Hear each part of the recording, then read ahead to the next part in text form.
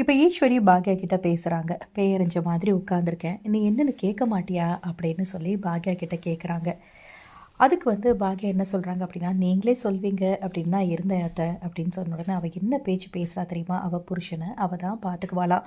கோபி விஷயத்தில் நான் தலையே இடக்கூடாதான்.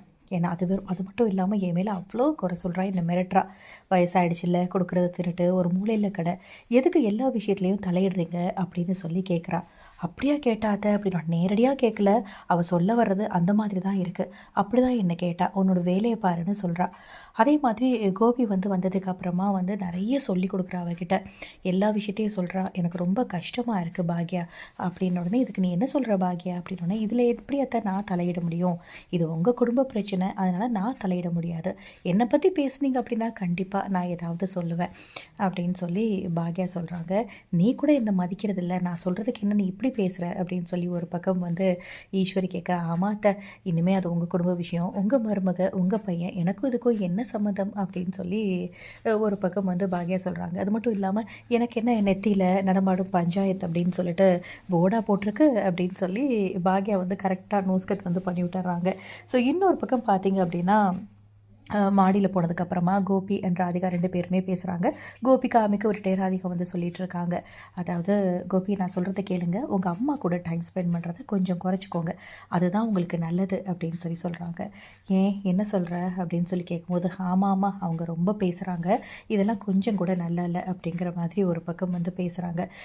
உங்களை குழந்த மாதிரி பார்த்துக்கிறேன் அப்படின்னு சொல்லிட்டு உங்களுக்கு கல்யாணத்தையும் மறந்துடுறாங்க. நான் தான் இருக்கேன்ல, இதுக்கு தேவையில்லாமல் மூக்க நுழைக்கிறாங்க அப்படி இப்படின்னு சொல்லி கோபிக்கிட்ட ஒரு பக்கம் ஏற்றி விட்டுட்ருக்காங்க.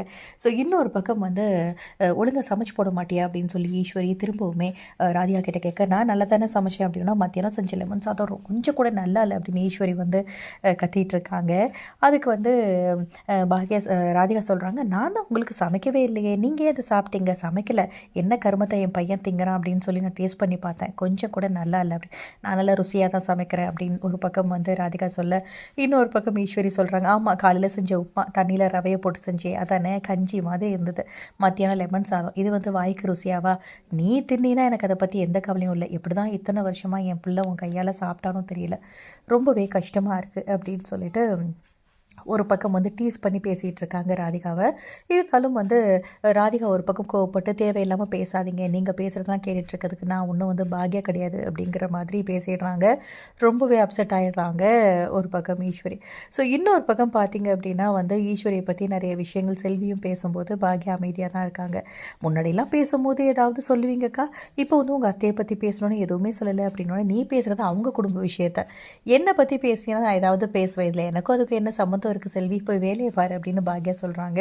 ஸோ இப்போ கோபி வீட்டுக்குள்ளே வந்ததுக்கப்புறமா நிறைய விஷயங்கள் நடக்குது. பட் இன்னுமே இன்ட்ரெஸ்டிங்காக கொண்டு போனால் ரொம்பவே நல்லாயிருக்கும். எப்போ கோபியும் ராதிகாவும் வீட்டை விட்டு வெளியில் போக போகிறாங்க, என்னெல்லாம் ட்விஸ்ட் நடக்க போகுது அப்படிங்கிறத வெயிட் பண்ணி பார்க்கலாம். இந்த வீடியோ பிடிச்சிருந்தால் லைக் பண்ணுங்கள். இந்த மாதிரி அப்டேட்க்கு நம்ம சேனலை சப்ஸ்கிரைப் பண்ணுங்கள். தேங்க்யூ.